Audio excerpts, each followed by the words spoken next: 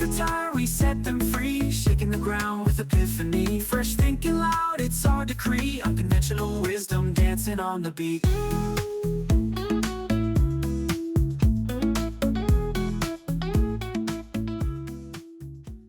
Hey there, this is Kim Miller-Hershon, Kim Miller-Hershon Coaching and Consulting, and you are listening to Unconventional Wisdom about conventional wisdom.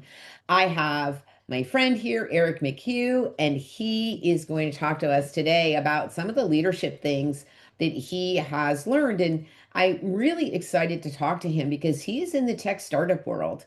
And I think that's a different beast, right? In terms of how you lead and manage and what it means, not just to be a good founder, but to be a good CEO, a good leader of people. So I'm super excited for this conversation. So, Eric, I'm going to let you start out by introducing yourself and telling us a little bit about what you're up to, and we'll take it from there. Sure. Thank you for having me. I'm really grateful to be here. It's nice to meet everyone. My name is Eric, 31 years old, blessed to be living in beautiful Southern California. My main hobbies are chess, Muay Thai, anything under the sun, and meditation. I just got back from a Vipassana meditation retreat, one of the best experiences I've ever done, so that's my pitch for that.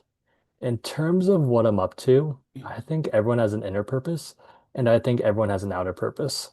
I think everyone's inner purpose is the same. So, how do I raise my own level of consciousness, and why is that good for everyone? Because if I raise my own level, it raises the level of those around me and raises the level of those around them, creating a nice little positivity upward spiral.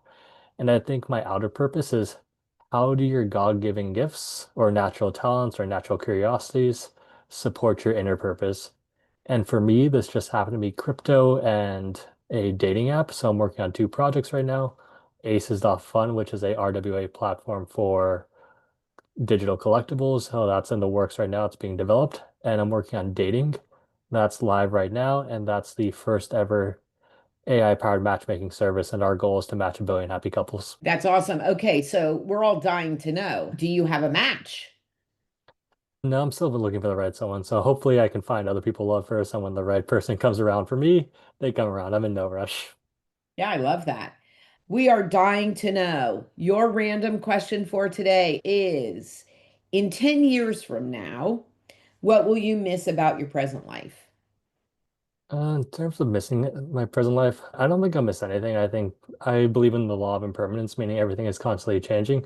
Don't get me wrong, there are memories I'm fond of, there are memories I like, and I think everything's a learning experience, but what comes to goes. So I think that's going to be my mindset going. But if I had to personally miss, it's just being this close to my friends and family, because I'm very blessed. I get to live down the street from my mom. I'm close to my dad, all my brothers around the area, which is nice to have that support system.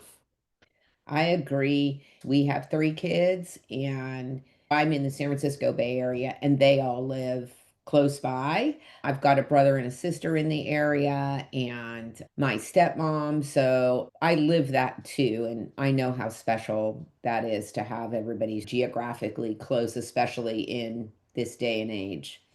All right, Eric, we would like to know how you have brought your beliefs around meditation and connecting that inner and outer world into your actual business. So, talk to us a little bit about that. Yeah, sure. I'm happy to. And honestly, that's one of my favorite subjects to talk about. So, a big quote I believe in is as above, so below, as within, so without.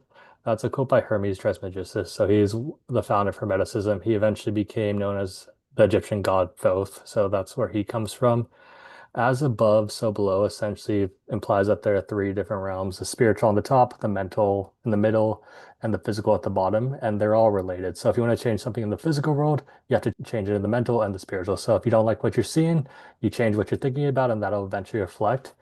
And the second part is as within, so without. So how do you connect your inner world to your outer world? You don't have to do anything because it's already connected. It's just like a mirror. So if I'm looking at myself in the mirror, like I don't like the company I'm working with, I don't like the people around, I don't like the smile. How do I change the outside of the mirror? Or how do I change the mirror? Well, you can force the mirror to change. I think that's what a lot of people do. They're like, oh, there's a mirror. I need to change it. I need to try hard. I have to do X, Y, and Z.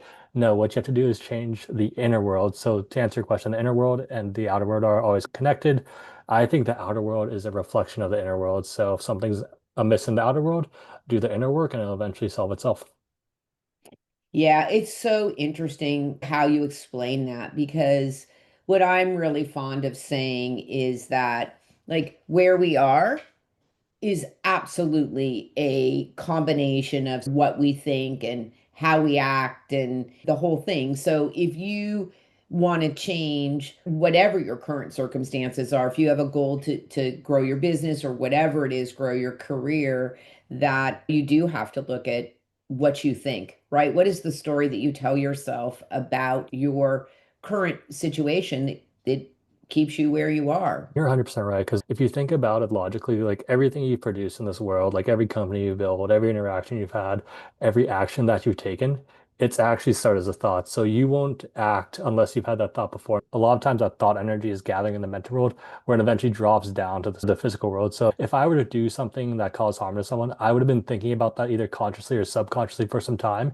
And then that eventually happens. So if you change your thoughts, you change your deeds. That's what changes your actions. So if I have good thoughts, most of my thoughts are naturally good, like they're trying to help people and trying to serve people, then that is generally reflected in my actions. And the cool thing is that's reflected in my outcomes too, because I think the universe is a mirror. Like what you throw out is what you get. So if your thoughts are good, you want to do good for other people, great. Your actions reflect that and it's authentic. So you're trying to do good for other people. And then you realize, oh, this person's trying to do good for other people. I will try to do good to him. And from a business perspective, I think that's a much better way to do that. And I think of everything in terms of energy, and I'll loop it back to business too. I think of everything in terms of energy, frequency, and vibration. So, like every emotional state is just a different frequency. And just like a radio station, if you turn to that frequency, you get that station. So, if you're a sad person, you attract sad people in your life because you're on sad frequency. But on the flip side, if you're on the loving frequency, you attract loving people in your life. That's who you get. This loops back to the meditation retreat I went to. So, like, I close every meditation with storing all the energy in my crown chakra. If you believe in that or not, that's up to you. But then I start wishing everyone peace, love, and happiness.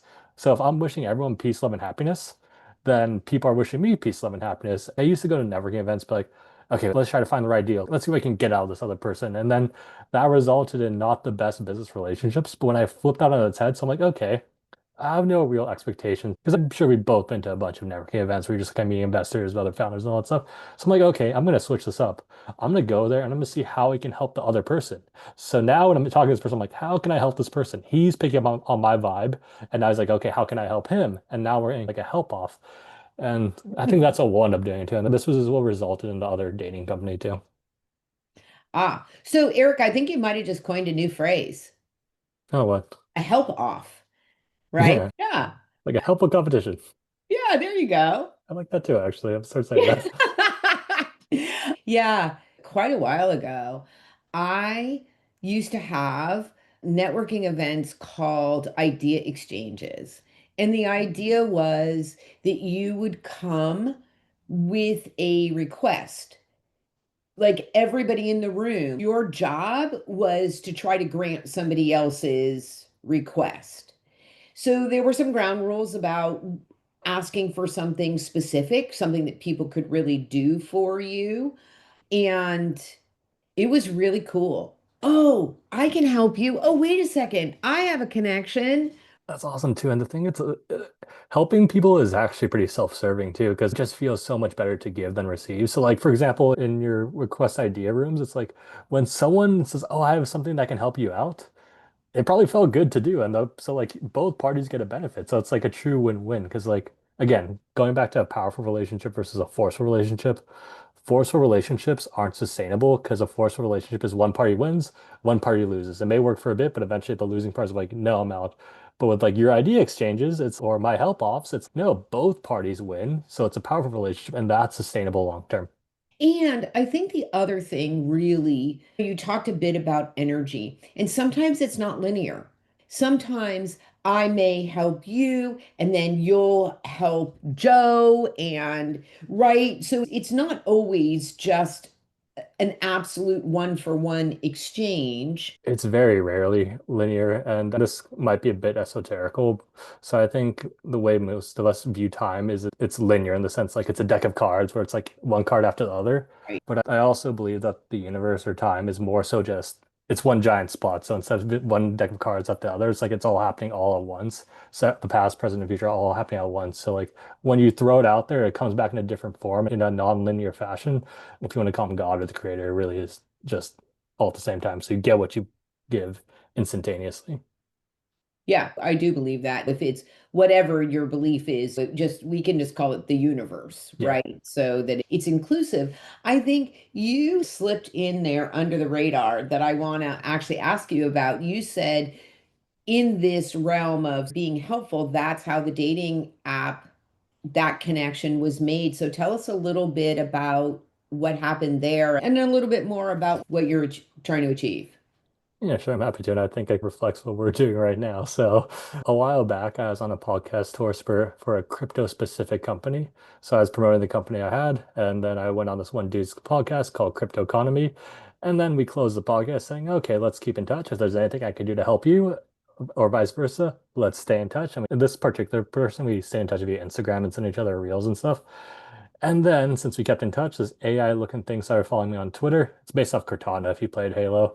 They started following me on Twitter. I'm like, oh, what's this? This is Mark. I'm thinking about building this AI company. I'm like, oh, this is funny. It helps a lot of people. There's a need. And I've been working on it simultaneously with the other projects I'm working on. I love that.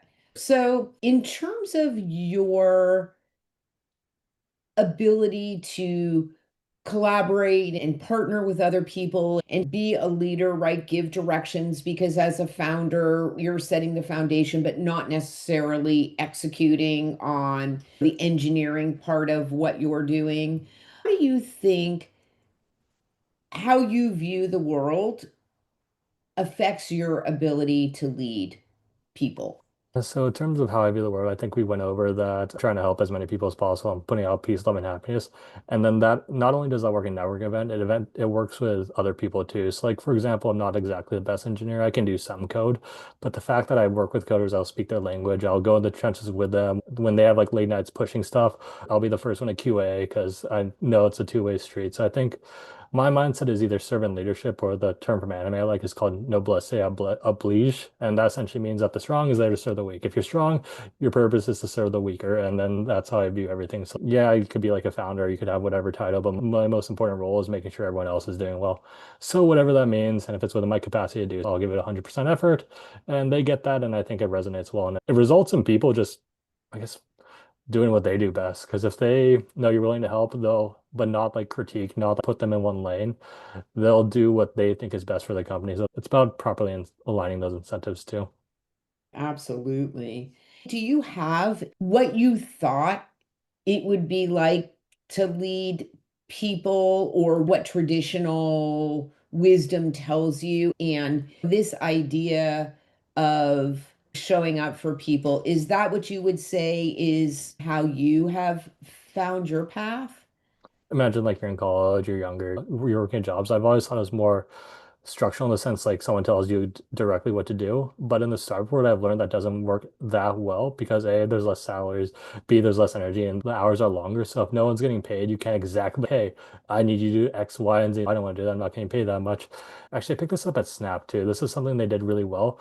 The hierarchy was more flat. I mean, there was like the CEO and the C-suite, but then under that, it was more equal in the sense that there's a bunch of people leading different teams, doing different projects, but they were more equal versus the traditional company was essentially like CEO, C-suite, president, VP, that traditional structure. So I think more flat structures work in the startup world. And on top of that, the benefit of a flat structure for me is if you're putting the right people in the right positions to succeed, you learn a lot from them too, which greatly increases your output as well. So it's a win-win.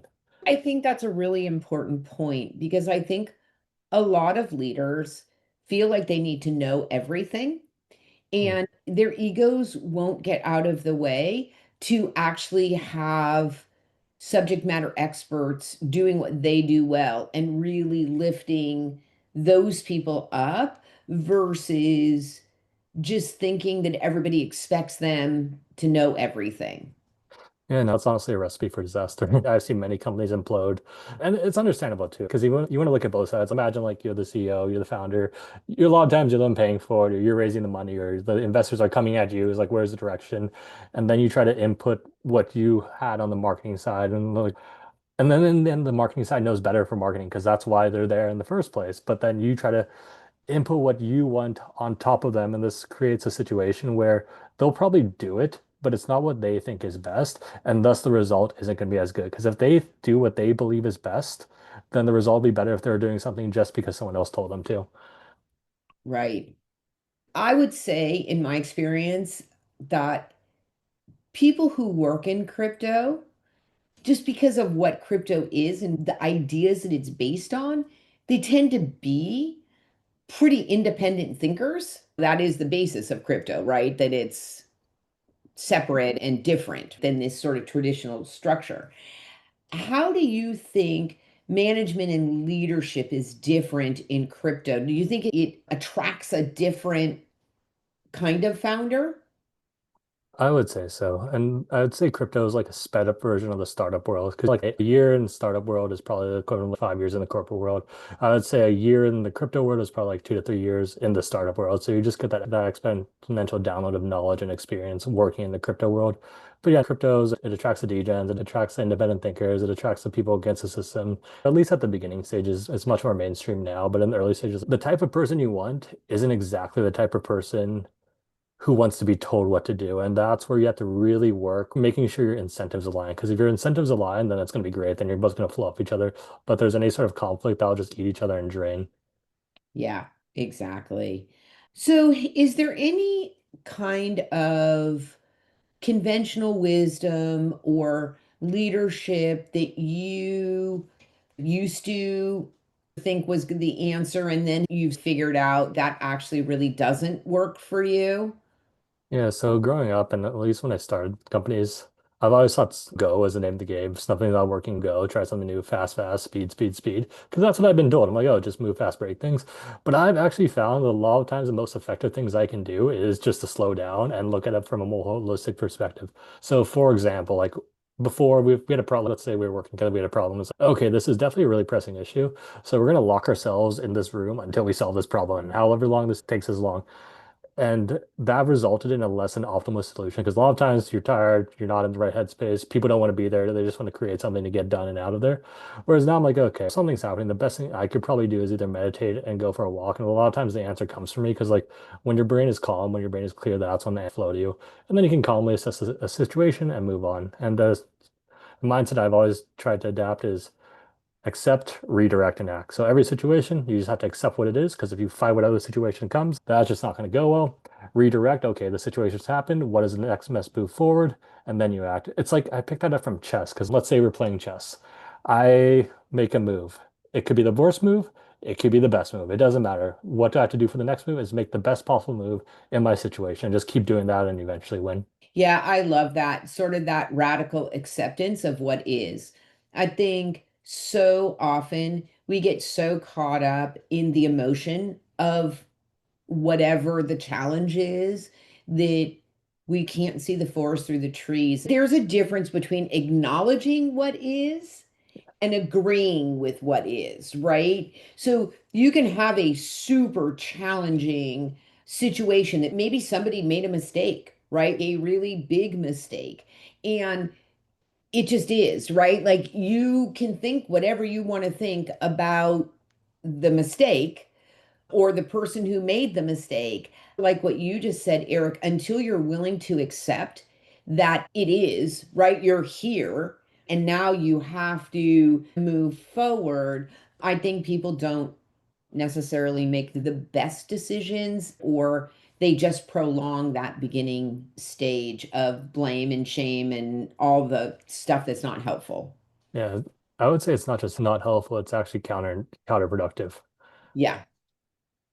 I would agree 100%. And I think to your point, the other thing is that you need to walk away and let your brain come up with the answer, right? If you stop thinking about it, your answer is meditation. I often tell people, ask yourself the question right before you go to bed.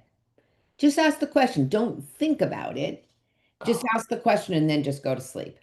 And I love that because that's honestly a really powerful meditation technique is it gets your subconscious doing the work. Because if you believe in the whole spiritual side, your brain has different brain waves like right before you sleep and right when you wake up. So whatever you think about last and whatever you think about first is low key super important. So the first thing I do before I sleep is I like to think about what's going to happen? So I think dating is going to match going happy couples. I start thinking about it, my subconscious does the work. And the first thing I do when I wake up is I grab my gratitude journal and I write 3 things I'm grateful for because that puts me in the attitude of gratitude right when I wake up. And a lot of times, just like, I'm thankful I have water. I'm thankful my legs work. It doesn't have to be big. I have a bed. Not everyone has a bed. So that's so much more productive than what most people do. Is like the first thing they do is they take out their phone, they scroll on Twitter, doom scroll, and you're just programming yourself to attract negativity in your life. So yeah, what you said is 1,000,000% right. And meditation itself is really helpful because I think of meditation like an email inbox. Whereas if you don't check your email inbox for 5 years, you have hundreds of thousands of emails. It's a little much. But meditation, it's like that with your thoughts, where you meditate, you address each one at a time. You open the email, you don't have to do anything, but at least you address it and your mind gets clear. And that's when the answer comes. And whether you believe it or not, I think in a clear mind, that's when the universe acts through you and just gives you the answer you need. At least that's what I found. It's like I found like a lot of times the answer just literally comes and you're just like, that's it. Yep. We are on the same page on that one. We're on the same frequency. That's why we matched. Yeah. There you go. Yeah. So I think, a great question for you, which is if you could rewrite the rule book on leadership, what's one outdated belief that you'd throw away and what would you replace it with? That's a good question. I would replace it with a servant leadership or noblesse oblige because I think right now the leadership model in the United States is someone at the top, you just do as they say, and what's best for you is best for everyone. In terms of leadership, if there's a totem pole, you should probably be at the bottom. And then you're supporting the people on the way up because the higher they go, the higher you go. So I agree with that. I think people's understanding of what it is, I think, is sometimes misaligned with what you just said. So I agree. Servant leadership is like, what do you do to pick everybody else up? And you gave an example. Like for you, sometimes it's like being there, the first QA person, right, to help. Like, what can I do to support what you're doing? That is true servant leadership. I think I've had clients and seen models where they think getting out of the way is just not having a presence, not sharing the vision, not being there to lift people up, but almost like being a non-presence. Oh yeah, no, I'm sure that does happen, and people will probably figure that out eventually. But it's more just like a guiding presence in the sense, like imagine the guy, because I like to box or I like to do Muay Thai. It's like a lot of times the guy is doing the fight, but the coach is always there, giving him encouragement, patting him on the back, supporting him that way. So he's there. Like I've seen fighters without coaches, it's just much worse. Where there's no one in the corner, they feel bad, they feel lost. They always get wrecked, but if the coach is there supporting, giving guidance, sometimes telling them directly what to do if the situation calls for it. So it's more so like a boxing coach where they're in the corner, they're supporting, but they're definitely there. You can't not be there. Yeah, I agree. It's so funny. Here's what my next question, but I think this entire conversation answers this question, but I'm going to put it out there anyway. What's one unconventional habit or mindset shift that's helped you grow your business? No, we're trying to help as many people as possible, and that includes employees, that includes myself, and that includes customers. Right. Yeah. Talk a little bit about the AI matching for dating. Like, what's the vision there? Like me, as I like to say, I've been married for 5,000 years. So Congrats. I'm definitely not your client. But let's say one of my kids wants to use your service. What's the secret sauce? What's the value that they get as opposed to using Match or Hinge or any of the other things? Yeah, no, I'm happy to talk about that. And you can say basically Match because Match owns most of the dating apps, so it's somewhat of a monopoly in the space.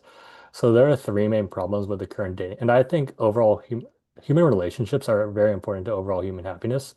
And dating apps and social media put that in the opposite direction. So 3 main problems with current dating apps are first off, the top 5% of users get access to everyone on the app, and that creates somewhat of a skewed marketplace. The second off is hot or not. So like swipe left, swipe right. Are they good looking? Yes or no? That's not the best way to create a relationship. And the third, I think, is the most interesting issue is the incentive structure behind the dating app.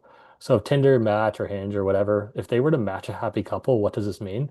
That happy couple then leaves the dating app, and this results in a loss of a paying customer for the company. So the users and shareholders' interests aren't aligned.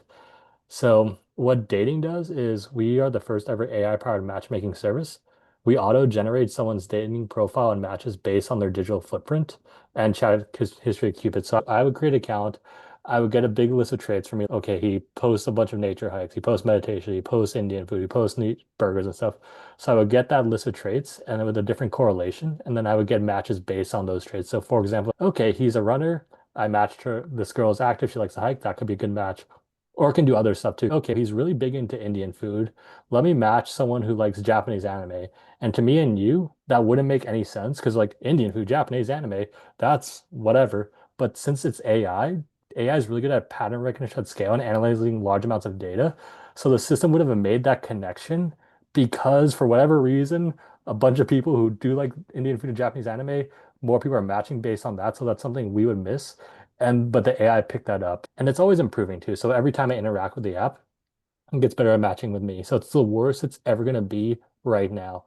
In a minute, it's going to be better. In a minute, it's going to be better. And the key differentiator is after the match is made, it can switch to a relationship butler. So let's say, let me walk you through the whole cycle. I get three matches, Ashley, Kimberly, Jane. Okay, Jane seems cool. I see I generated bio from her. Okay, we match. We can ask Cupid questions about ourselves. It's okay. You guys both follow this random music artist on Apple Music. They have a concert coming up. Would you like to go on a date with Jane? It's, oh, that's a fun date. We go on that date, and let's say we fall in love, we get married. That's when the relationship butler takes over. It's okay. This is where you could actually use it. So, you guys haven't had a date in 3 months. The place you had your first date has half off ice cream. You can schedule it. It's like, hey, her birthday's coming up. She just added this thing on Pinterest. Oh, that'd be a good gift. And or it can even help with relationship problems because so hey, at Cupid, we're having this specific issue. Here's what happened. Here's what we're trying. Can you help us out?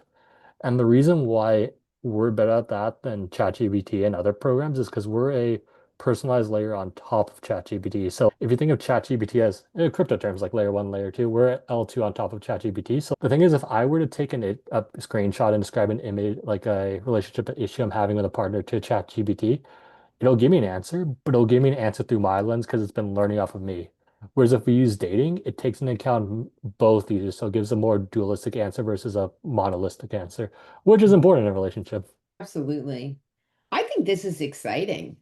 I Uh, really do. I think it's really interesting. It's getting really interesting too. And it was fun to build too. Like early stages, low key, just freak out and just say random things and spaz up. But our AI is actually getting pretty smart. It's like around a 3-year old if put it in human terms, but it's just getting smarter and smarter every day.